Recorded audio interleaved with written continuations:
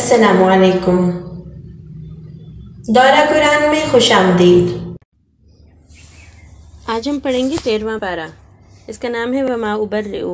اس کی کل آیات ہیں 113 اور کل رکوع ہیں 19۔ سورہ یوسف کا آغاز پچھلے پارے میں ہو گیا تھا اور اس کا کچھ حصہ ہم نے وہاں دیکھا تھا اور کچھ آج ہم اس پارے میں دیکھیں گے۔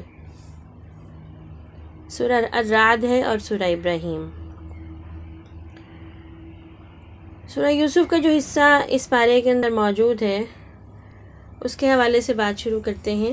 آپ کو یاد ہوگا کہ بادشاہ نے خواب دیکھا تھا جس کی تعبیر حضرت یوسف علیہ السلام نے بتائی تھی کہ ملک میں قحط آنے والا ہے اور اس کا ایک حل یہ ہو سکتا ہے کہ جب 7 خوشحالی کے سال ہوں اس میں جو خوب گندم اگے گی اس میں ضرورت کے مطابق اس کو استعمال کیا جائے اور باقی جو گندم رہ جائے اس کو خوشوں کے اندر ہی محفوظ کر لیا جائے تاکہ وہ بعد کے آنے والے 7 سالوں میں جس میں قحط پڑنے والا ہے استعمال کیے جا سکیں۔ پھر کیا ہوا بچوں، کچھ ہی عرصے میں خوشحالی کے 7 سال گزر گئے اور قحط والے سال شروع ہو گئے۔ یہ قحط بڑے علاقے تک پھیل گیا، بڑی تعداد میں لوگ جو ہے نا وہ بھوک سے مرنے لگے۔ حضرت یوسف کی عمدہ تدبیر، اچھی تدبیر کے باعث نا مصر میں بہت بڑی مقدار میں نا اناج موجود تھا۔ جلد ہی دوسرے علاقوں کے لوگوں کو پتہ چل گیا کہ مصر کے لوگ جو ہے نا ان کے پاس بہت غلہ ہے، اور ساتھ یہ بھی پتہ چلا کہ حضرت یوسف جو ہیں وہ بہت رحم دل ہیں اور سستی قیمت میں غلہ جو ہے وہ دیتے ہیں۔ یہ شہرت حضرت یوسف کے بھائیوں تک بھی پہنچی کہ عزیز مصر جو ہے وہ سستی قیمت میں غلہ دے رہا ہے۔ تو یہ 10 بھائی غلہ لینے کے ارادے سے مصر پہنچے۔ جب بھائی حضرت یوسف کے پاس پہنچے تو حضرت یوسف نے انہیں دیکھتے ہی پہچان لیا، لیکن بھائی نہ انہیں پہچان سکے۔ حضرت یوسف نے بھائیوں کو پتہ ہی نہیں چلنے دیا کہ میں آپ کا بھائی ہوں۔ حضرت یوسف نے بھائیوں سے ان کے گھر والوں کی خیریت معلوم کی، ان کی اچھی مہمان نوازی کی اور ان کے سامان کے ساتھ نہ چپکے سے دوبارہ رقم بھی اندر ہی واپس رکھ دی۔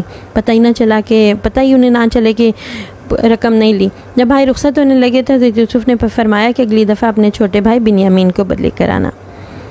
حضرت یوسف نے دوبارہ آنے کا شوق دلاتے ہوئے کہا کہ دیکھو میں کتنا اچھا مہمان نواز ہوں، پھر یہ بھی کہا کہ اگر تم چھوٹے بھائی بنیامین کو نہ لائے نا پھر میں نے غلہ نہیں دینا۔ اب جب بھائی گھر واپس پہنچے تو حضرت اپنے والد حضرت یعقوب سے کہنے لگے کہ اگر ہم بنیامین کو ساتھ نہیں لے کے گئے نا تو دوبارہ ہمیں غلہ نہیں ملے گا، یہ ختم ہو جائے گا تو پھر ہم اور کہاں سے لیں گے۔ تو پھر جب انہوں نے اپنا سامان کھولا تو اس میں رقم بھی پڑی ہوئی تھی، تو انہوں نے کہا دیکھیں بجن ہمیں رقم بھی واپس کر دی انہوں نے، کتنے اچھے بادشاہ ہیں وہ، اب تو ہم ضرور ہی اپنے بھائی کو لے کر جائیں گے اور گھر والوں کے لیے اور غلہ لے کر آئیں گے، ہم سب مل کے اپنی حفاظت کریں گے، آپ فکر نہ کریں۔ اب حضرت یعقوب کہتے ہیں کہ میں بھلا تم پہ کیسے بھروسہ کر لوں، میں نے تو یوسف کے بارے میں بھی تم پہ بھروسہ کیا تھا، ویسے تو اصل بھروسہ تو صرف اللہ کا ہی ہوتا ہے، میں اسی پہ بھروسہ کرتا ہوں، بس تم وعدہ کرو کہ تم بنیامین کو میرے پاس ضرور لاؤ گے۔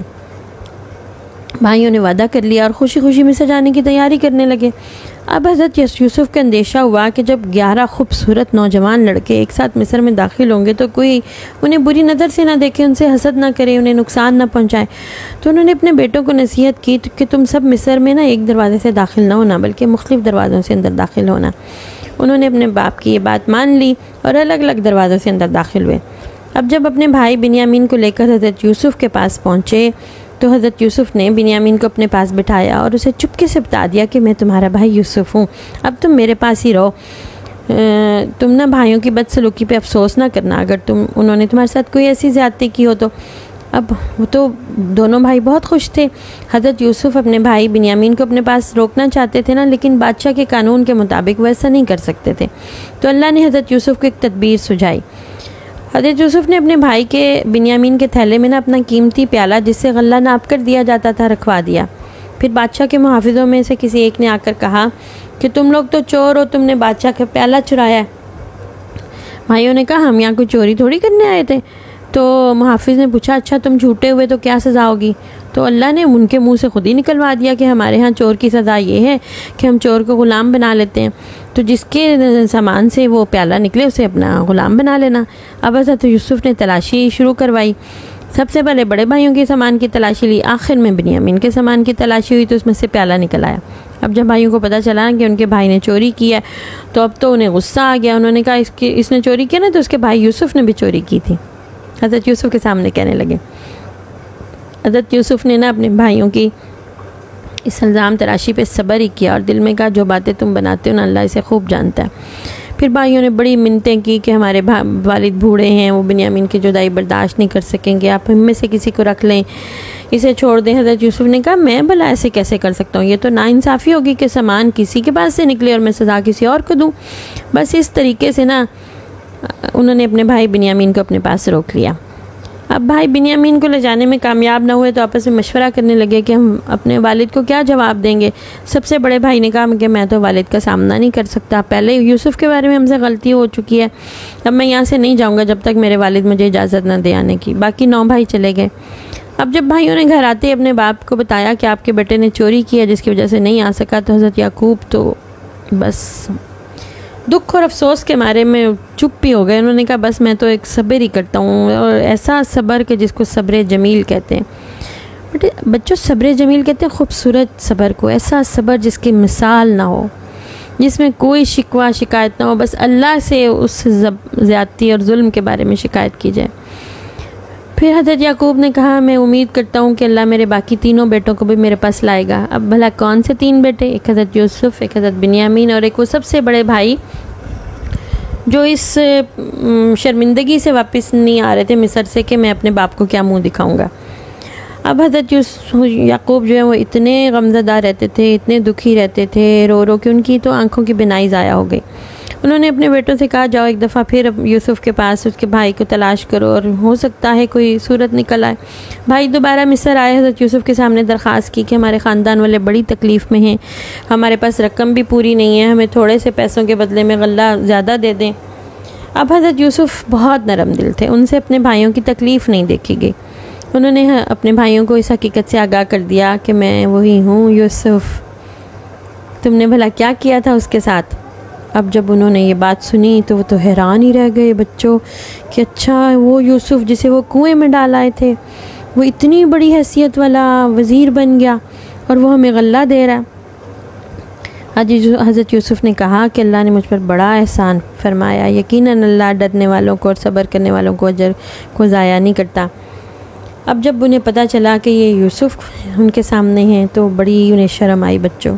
انہوں نے اپنے جرم کا اعتراف کیا، حضرت یوسف نے اپنے بھائیوں کو معاف کر دیا اور اللہ سے بھی انہوں نے دعا کی کہ ان کے بھائیوں کو معاف کر۔ پھر حضرت یوسف نے اپنے بھائیوں سے کہا کہ میری قمیض لے جاؤ اور والد محترم کے چہرے پر ڈال دو، اس سے ان کی آنکھوں کی بینائی لوٹ آئے گی۔ اب حضرت یوسف نے اپنے بھائیوں سے فرمایا کہ تم جاؤ اپنے والدین اور سب گھر والوں کو میرے پاس لے کر مصر آ جاؤ۔ قافلے والے حضرت یوسف کی قمیض اور بھائیوں کے ساتھ اب مصر سے روانہ ہی ہوئے تھے کہ حضرت یعقوب کو میلوں دور سے حضرت یوسف کی خوشبو آنی شروع ہو گئی۔ بچے وہ گھر والوں سے کہنے لگے مجھے تو یوسف کی خوشبو آ رہی ہے۔ گھر والوں نے کہا آپ تو وہیں بس ایسی باتیں کرتے رہتے ہیں، بھلا کہاں یوسف اور کہاں اس کی خوشبو۔ حضرت یوسف کے غم میں آپ نے بینائی کھو دی ہے، اب آپ کا اللہ ہی حافظ ہے۔ بہرحال کچھ دنوں میں قافلہ کنعان پہنچ گیا۔ بھائیوں نے جب حضرت یوسف کی قمیض حضرت یعقوب کے چہرے پر ڈالی تو اللہ نے ان کی بینائی لوٹا دی۔ وہ دیکھنا شروع ہو گئے بچوں، انہیں نظر آنا شروع ہو گیا۔ حضرت یعقوب نے اپنے گھر والوں سے کہا دیکھا میں نہیں کہتا تھا جو میں جانتا ہوں وہ تم نہیں جانتے۔ انہیں بچوں بڑی تسلی تھی، اللہ سے بڑی امید تھی کہ حضرت یوسف کو کوئی نقصان نہیں پہنچے گا۔ ابا جان، انہوں نے کہا ابا جان ہمارے لیے اللہ سے دعا فرمائیں کہ وہ ہمیں معاف کر دے۔ اس طرح پیارے بچوں حضرت یوسف مصر سے نکل کر انہوں نے اپنے گھر والوں کا استقبال کیا اور فرمایا کہ امن اور سکون کے ساتھ مصر میں داخل ہو جائیں۔ پھر اپنے والدین کو اپنے ساتھ تخت پر بٹھایا۔ اس وقت حضرت یوسف کے والد، والدہ اور 11 بھائی سب کے سب حضرت یوسف کے سامنے جھک گئے اور پکار اٹھے۔ حضرت یوسف پکار اٹھے کہ اللہ بجان اللہ نے میرا خواب سچ کر دکھایا۔ پھر حضرت یوسف نے اللہ کی حمد و ثنا بیان کی، اللہ سے دعائیں مانگی۔ اس طرح بنی اسرائیل کنعان سے نکل کر مصر پہنچے اور مصر میں کئی سالوں تک وہ عیش و آرام سے رہے۔ حضرت یوسف کے انتقال کے بعد بھی اہل مصر بنی اسرائیل کی عزت کرتے رہے جب تک کہ انہوں نے اللہ کی نافرمانی نہیں شروع کر دی۔ پھر اللہ کی نافرمانی شروع کی تو اللہ تعالیٰ نے ان پہ بہت ساری آزمائشیں اور مصیبتیں ڈالی ہیں، فرعون کے ظلم سے بھی ان کو واسطہ پڑا۔ اب آغاز کرتے ہیں سورہ رعد کا۔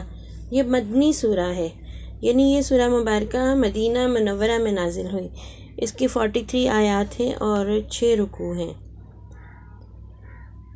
اس سورہ مبارکہ کا آغاز حروف مقطعات سے ہوتا ہے، اور اس کی ابتدا میں عام طور پر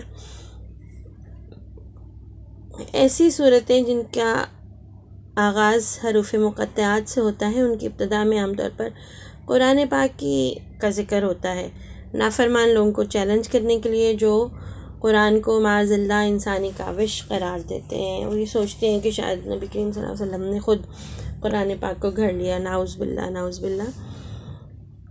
تو اس صورت کا آغاز بھی حروف مقطعات سے ہو رہا ہے۔ اس کے بعد ہم دیکھتے ہیں کہ اللہ تعالیٰ نے اس میں اپنی نشانیوں کا ذکر کیا ہے، آسمانوں اور زمین، سورج اور چاند، رات اور دن، پہاڑوں اور نہروں، غلہ جو زمین سے اگتا ہے، مختلف رنگوں، ذائقوں اور خوشبوؤں والے پھلوں کو پیدا کرنے والا کون ہے بھلا؟ اللہ ہی تو ہے۔ زندگی اور موت، نفع نقصان اکیلے اس کے ہاتھ میں ہے۔ پھر اللہ تعالیٰ یہ بتاتے ہیں کہ انہوں نے انسانوں کی حفاظت کے لیے فرشتے مقرر کر رکھے ہیں۔ دیکھیں پیارے بچوں، کیسے سیکیورٹی گارڈ ہیں ہمارے، جن کو ہمیں تنخواہ بھی نہیں دینی پڑتی، کوئی پیسہ بھی ہمارا خرچ نہیں ہوتا، ہم سو رہے ہوں جاگ رہے ہوں، ہر وقت اللہ کے حکم سے ہماری حفاظت کرتے ہیں۔ کتنے اچھے ہیں ہمارے رب، ہمارے اللہ تعالیٰ، ہے نا؟ دیکھیں پھر اللہ کی بات کتنی سچی اور پیاری ہے کہ اس نے ہمیں یہ بتایا کہ اس زندگی کے بعد ایک اور زندگی ہے، اور اس والی اصلی زندگی میں جانے کے لیے ہمیں موت میں سے گزرنا ضروری ہے۔ اللہ تعالیٰ کہتے ہیں مشرکوں کو تو اس بات پر حیرانی ہوتی ہے کہ جو لوگ مر جائیں گے ان کی مردہ ہڈیوں میں زندگی کیسے ڈالی جائے گی۔ کسی کو مرے ہوئے کتنے سال، کتنے ہزاروں سال ہو گئے ہوں، کروڑوں سال، اربوں سال ہو گئے ہوں، تو وہ مٹی میں صرف ہڈیاں رہ جائیں گی، اور ہڈیوں کو کیسے اللہ تعالیٰ جوڑیں گے اور پھر اس میں جان ڈالیں گے؟ جبکہ اللہ تعالیٰ کہتے ہیں حقیقت میں حیرانی تو اس بات کی ہے کہ انہیں اس بات کا یقین کیوں نہیں ہے کہ اللہ مردہ لوگوں کو دوبارہ زندہ کر سکتا ہے۔ جو رب پہلی دفعہ پیدا کر سکتا ہے وہ ہڈیوں کو ملا کے دوسری دفعہ بھی پیدا کر سکتا ہے۔ سورہ رعد میں اللہ تعالیٰ نے ایک اور بات ہمیں سکھائی ہے۔ رعد، برق اور صواعق کا فرق سیکھتے ہیں کیا ہے۔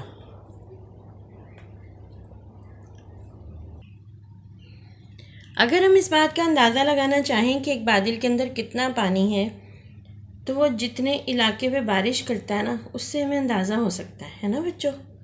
ہو سکتا ہے نا اندازہ کہ ایک بادل کے اندر کتنا پانی بھرا ہوا، وہ کتنے زیادہ ایریا کو گیلا کرتا ہے، اور پھر پانی بعض اوقات کھڑا بھی ہو جاتا ہے بارش کا، وہ سارا پانی کہاں ہوتا ہے؟ بادل کے اندر۔ حیرت کی بات ہے کہ ہوا کے اندر ایک کاغذ یا چھوٹا سا کھلونا بھی اوپر کو پھینکے تو ہوا اس کو نہیں سہار سکتی، اسے نیچے گرا دیتی ہے۔ اتنے بڑے پانی سے بھرے ہوئے بادل کو، یہ بادلوں کو ہوا کیسے اٹھاتی ہے؟ اللہ کے حکم سے۔ یہ اس کی قدرت سمجھ میں آتی ہے اس بات سے کہ ہوا جو ہے وہ کیسے بادلوں کو اڑا کے ایک جگہ سے دوسری جگہ بھی لے جاتی ہے۔ یہ پانی سے وہ بھرے ہوئے بادل ہوتے ہیں، ان کے اندر کئی تہیں ہوتی ہیں، تہ بتہ یہ بادل بنے ہوتے ہیں۔ بادلوں کے کسی تہ میں پازیٹیو چارج ہوتا ہے بجلی کا، اور کسی میں نیگیٹیو چارج ہوتا ہے بجلی کا۔ اب جب یہ دو تہیں پازیٹیو اور نیگیٹیو چارج والی آپس میں رگڑ کھاتی ہیں تو ایک زبردست دھماکہ پیدا ہوتا ہے، اور چمک بھی، ایک شعلہ بھی پیدا ہوتا ہے چمک کا۔ اس چمکنے والی بجلی کو، اس شعلے والی چمک والی بجلی کو ہم کہتے ہیں برق۔ قرآن نے اس لفظ کو اس صورت میں استعمال کیا ہے۔ اور جو آپس میں رگڑ سے دو پازیٹیو اور نیگیٹیو کے بادل کے رگڑ سے دھماکہ ہوتا ہے نا، کڑک، آپ نے سنی ہوگی نا بادل کی، اس دھماکے کو، بادل کی اس کڑک کو ہم رعد کہتے ہیں، اردو میں کڑک، عربی میں رعد۔ برق تو ہمیں فوراً نظر آ جاتی ہے، جب بجلی چمک رہی ہو نا، ہم اس طرح کہتے ہیں، ہمیں فوراً نظر آ جاتی ہے۔ لیکن رعد یا کڑک چند لمحوں بعد سنائی دیتی ہے، کیونکہ آواز کی رفتار، جو بڑے بچے ہیں انہیں پتہ ہوگا اس بات کا، آواز کی رفتار روشنی کی رفتار کی نسبت کم ہوتی ہے، اس لیے چمک ہمیں پہلے نظر آتی ہے اور کڑک بعد میں سنتی ہے۔ اچھا، پھر جب بجلی زیادہ مقدار میں پیدا ہوتی ہے نا تو اللہ کے حکم سے یہ بعض اوقات زمین پہ گرتی ہے۔ اس گرنے والی بجلی کو صواعق یا صاعقہ کہا جاتا ہے۔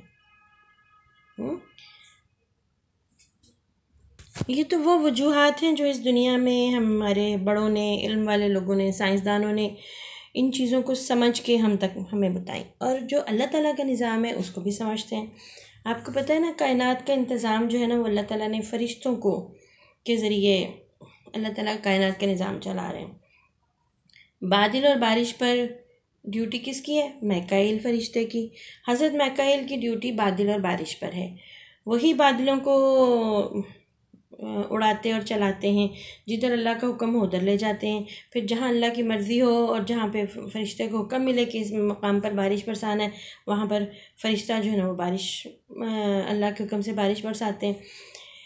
اسی فرشتے کے اللہ تعالیٰ ہمیں بتاتے ہیں کہ کوڑا مارنے سے رعد اور برق پیدا ہوتی ہے، اور بجلی صرف وہاں پر گرتی ہے جہاں فرشتے کو اللہ کا حکم ہوتا ہے، اور اللہ کو اس جگہ کا تباہ کرنا مقصود ہوتا ہے۔ اور بعض اوقات کوئی تباہی نہیں آتی، اللہ کا حکم ہی ایسے ہوتا ہے، بس بجلی گرتی ہے کسی بے جان چیز پر۔ تو سیدنا عبداللہ بن عمر فرماتے ہیں کہ جب آپ صلی اللہ علیہ وسلم گرج کی آواز سنتے دعا مانگتے، اللہم لا تقتلنا ببعضک ولا تہلکنا بعذابک وعافنا قبل ذالک۔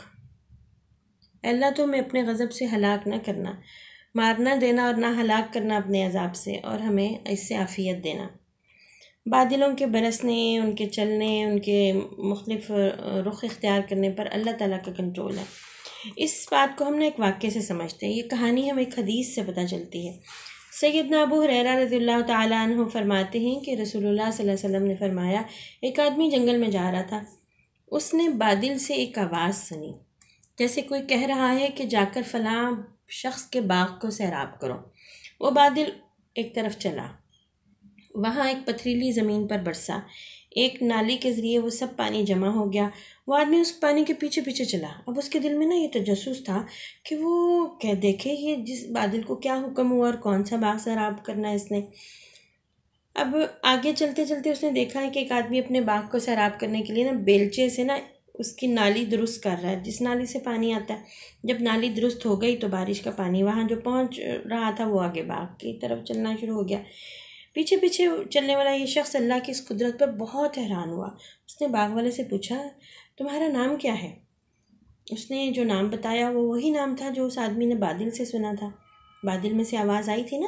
اب باغ والے نے اس شخص سے پوچھا، اے اللہ کے بندے، تم میرا نام کیوں پوچھتے ہو؟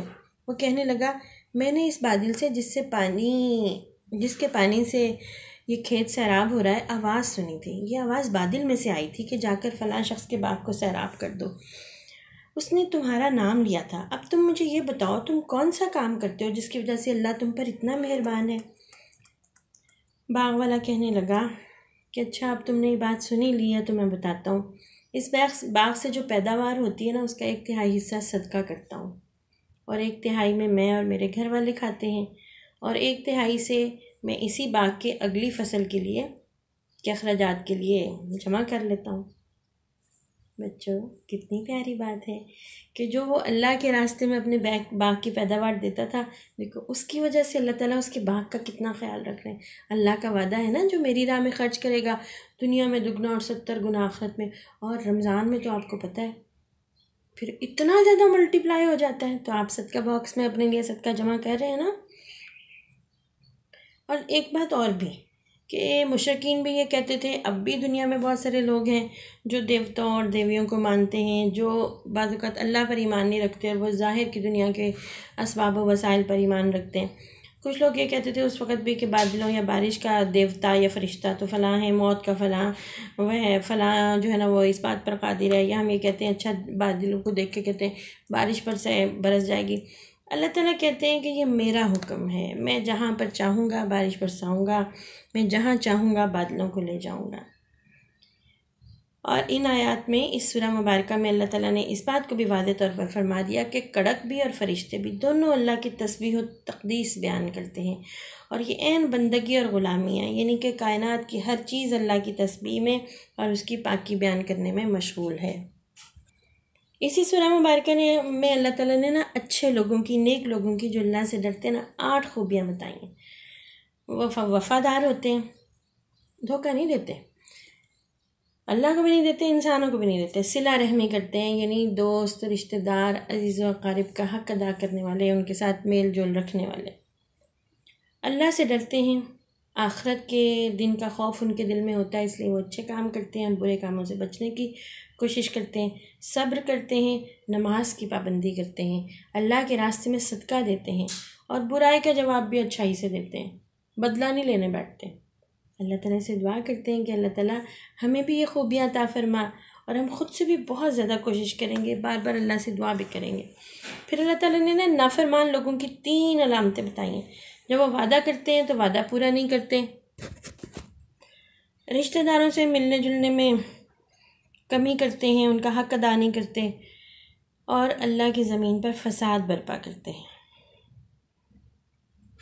ہمیں کوشش کرنی چاہیے کہ ہم ان چیزوں سے بچیں جن کو اللہ نے نافرمان لوگوں کی علامتیں بنا کے ہمارے سامنے پیش کیا۔ اب آغاز کرتے ہیں سورہ ابراہیم کا۔ مکی سورہ ہے، یعنی یہ سورہ مکہ مکرمہ میں نازل ہوئی۔ اس کی 52 آیات ہیں اور اس کے 7 رکوع ہیں۔ اس سورہ مبارکہ میں اللہ تعالیٰ نے ہمیں یہ بات بتائی کہ تمام آسمانوں اور زمینوں کو اللہ نے ہی بنایا۔ اس کا مطلب ہے زمینیں جو نا ہماری زمین کے علاوہ بھی ہیں، اور جگہوں پہ بھی قرآن پاک میں آتا ہے کہ اللہ تعالیٰ نے 7 آسمان اور 7 زمینیں بنائی اور ان کی طرف وہی بھی جاتی ہے۔ اسی نے آسمان سے پانی اتارا، پھر انسانوں کے لیے طرح طرح کے پھل نکالے، پانی کی سواریوں کو یعنی کشتی، بحری جہاز ہے نا، اور پانی کی سواریوں نہروں کو انسانوں کے تابع کر دیا، جس طرح چاہیں اسے استعمال کریں اور ان سے فائدہ اٹھائیں۔ سورج، چاند، رات اور دن کو انسانوں کے کام میں لگا دیا۔ سبحان اللہ، یہ سب لوگ ہمارے لیے ہیلپ کر رہے ہیں، ہمارے کام کر رہے ہیں۔ غرض جو کچھ انسانوں نے مانگا اللہ نے عطا کیا۔ نعمتیں اتنی زیادہ ہیں کہ اگر انسان گننے لگے تو اس کے بس کی بات نہیں۔ پھر اللہ تعالیٰ یہ بتاتے ہیں کہ اللہ کی نعمتوں کا شکر کرنے والے لوگ کم ہوتے ہیں۔ پہلے انبیاء کے ساتھ بھی ان کی قوموں نے دشمنی کی، ان کی بات نہیں مانی اور اللہ کے فرما بردار نہیں بنے۔ حالانکہ اللہ تعالیٰ نے ہر نبی کو اس کی قوم میں جب بھیجا تو یہ دیکھا کہ انہی لوگوں میں سے ہو، ان کا ہم زبان ہو، ان کے اپنے اندر رہتا ہو، ان کا رشتہ دار ہو، ان سے میل ملاپ رکھنے والا، تاکہ وہ ان کی بات ان کو سمجھ میں آ جائے۔ لیکن انہوں نے اس پہ بھی اعتراضات کیے، اللہ کے وجود کے بارے میں بھی شک کیا، اور پھر یہ کہا کہ رسول تو انسان نہیں ہو سکتا، لو بھئی ہمارے تو باپ دادا جیسے زندگی گزار رہے تھے ہم تو ویسے ہی گزاریں گے، ہم کیوں ایسے کریں کہ ہم کسی اور کی بات مانیں، یعنی رسول کی بات مانیں۔ اس طرح کی ضد اور ہٹ درمی۔ اور پھر اللہ تعالیٰ یہاں یہ بھی بتاتے ہیں کہ اللہ کی بات کا انکار کرنے والے جو کافر لوگ ہیں نا، کسے کہتے ہیں کافر؟ اللہ کی بات کا انکار کرنے والے، ان کے لیے جہنم ہوگا، اور جو مومن ہے نا اللہ کی بات ماننے والے ان کے لیے جنت کا وعدہ ہے۔ جب قیامت کے دن حساب کتاب ہو جائے گا نا تو شیطان جو ہوگا نا وہ گمراہوں سے کہے گا کہ جو وعدہ خدا نے تم سے کیا تھا وہ سچا تھا، اور جو وعدہ میں نے کیا تھا وہ تو جھوٹا تھا، میں نے تم پہ کوئی زبردستی تو نہیں کی تھی کہ ضرور میری بات مانو، تم تو خود ہی میری بات میں آ گئے، میرے دھوکے میں آ گئے۔ دیکھ لیں بھائی، شیطان ہمارے دل میں وسوسہ ڈالتا ہے، ہمیں برا خیال ڈالتا ہے، لیکن وہ ہمیں نا زبردستی نہیں ہمارے ساتھ کر سکتا کہ ضرور ہی ہم زبردستی ہم سے کوئی کام کروا لیں۔ کچھ اور اہم باتیں جو اس صورت میں اللہ تعالیٰ نے ہمیں بتائی ہیں وہ ہم سیکھتے ہیں۔ اللہ تعالیٰ بتاتے ہیں کہ شکر سے نعمت میں اضافہ ہوتا ہے، اور ناشکری پہ سخت عذاب ہے، اور نعمتوں میں اضافہ بھی نہیں ہوتا، بعض اوقات اللہ نعمت واپس بھی لے لیتے ہیں۔ پھر اللہ تعالیٰ نے بتایا کہ کافروں کے کاموں کی مثال راکھ کسی ہے۔ اگر کافر اچھے کام بھی کریں گے نا تو جب تیز ہوا ہے تو راکھ اڑ جاتی ہے، یعنی کہ فائدہ کوئی نہیں راکھ کو جمع کر کے رکھنے کا، راکھ سے کسی بھی جگہ پہ ہو بظاہر وہ کتنی ہی زیادہ کیوں نہ ہو، تو کافروں کے کام کتنے ہی زیادہ کیوں نہ ہو، ہوا آئے تو انہیں اڑا کے لے جائے، یعنی ان کی کام جو ہے وہ انہیں آخرت میں اجر نہیں ملنے والا، خواہ وہ اچھے کام ہی کر رہے ہو۔ اس دنیا میں تو بھلائی کے کام کریں گے تو اس دنیا میں ان کو فائدہ مل جائے گا۔ حق اور ایمان کا کلمہ پاکیزہ درخت کی مانند ہے، اس کی جڑ بڑی مضبوط اور بہت گہری، اور اس کا پھل بڑا میٹھا ہوتا ہے۔ اللہ نے اچھی باتوں کی، اچھے کاموں کی، ایمان کی مثال پاکیزہ درخت سے دی ہے، اور گمراہی یعنی اللہ کی نافرمانی کی بات جو ہے وہ ناپاک درخت کی طرح ہے، وہ مضبوط بھی نہیں ہوتا اور اس پہ پھل بھی نہیں لگتے۔ اور اللہ تعالیٰ بتاتے ہیں کہ جو لوگ ظلم کرتے ہیں نا ان کے کرتوتوں سے وہ واقف، اچھی طرح واقف، اسے ساری بات پتہ ہے۔ کہ کون کتنا ظلم کر رہا ہے۔ اچھا، اب ظلم کیا ہوتا ہے؟ ظلم ہم اپنے ساتھ بھی کرتے ہیں، ہم دوسروں کے ساتھ بھی کرتے ہیں۔ اپنے حق سے زیادہ لینا اور دوسرے کو اس کے حق سے کم دینا ظلم ہے۔ یہ نہیں کہ چیز لینے دینے کی بات ہو نا، ہمارے چاہے میں بڑی لے لوں، میں اچھی لے لوں، ہم دوسرے کو اچھی نہ دیں یا اس سے کم تر دیں۔ اس کی بجائے مومن کا رویہ کیا ہوگا؟ وہ دوسروں کو اچھی دے اور خود اس سے کم لے، مقدار میں بھی اور شکل و صورت میں بھی۔ ایک دفعہ پیارے نبی صلی اللہ علیہ وسلم ایک صحابی کے ساتھ باہر تھے تو مسواک توڑی گئی۔ اب میرے ذہن میں یہ نہیں آ رہا کس نے توڑی، مفہوم اس کا بیان کرتی ہوں۔ ایک مسواک سیدھی تھی، ایک ٹیڑھی۔ پیارے نبی صلی اللہ علیہ وسلم نے ٹیڑھی خود لی اور سیدھی دوسرے صحابی اپنے دوست کو دے دی، تو انہوں نے کہا یا رسول اللہ یہ میں لیتا ہوں۔ پیارے نبی نے کہا ہمیشہ دوسروں کو اچھی چیز دینی چاہیے۔ یہ مفہوم بیان کیا میں نے اس کا۔ اب ہم دیکھتے ہیں حضرت ابراہیم علیہ السلام کی دعائیں جو سورت میں آئی ہیں۔ آپ نے امن کی دعا کی، بت پرستی سے حفاظت کی دعا کی، اقامت صلاۃ کی دعا کی، دلوں کے جوڑنے کی، پھلوں کے رزق اللہ سے مانگا، مغفرت کی درخواست کی۔ تو اس سے ہمیں پتہ چلتا ہے کہ ہمیں بھی یہ والی دعائیں کرنی چاہیے، اللہ سے امن مانگنا چاہیے، شرک سے بچنے کی دعا مانگنی چاہیے، اللہ سے دعا کرنی چاہیے کہ اللہ ہمیں نماز قائم کرنے والا بنا دے۔ یعنی اکیلے نماز پڑھنے والا نہیں، سب کے ساتھ مل کے نماز کا ماحول بنانا، ایک دوسرے کو یاد دہانی کروانا، نماز کے لیے شوق رکھنا۔ تو ان سب چیزوں کے لیے دعا ہم نے لازمی کرنی ہے جس کے لیے حضرت ابراہیم علیہ السلام نے کی۔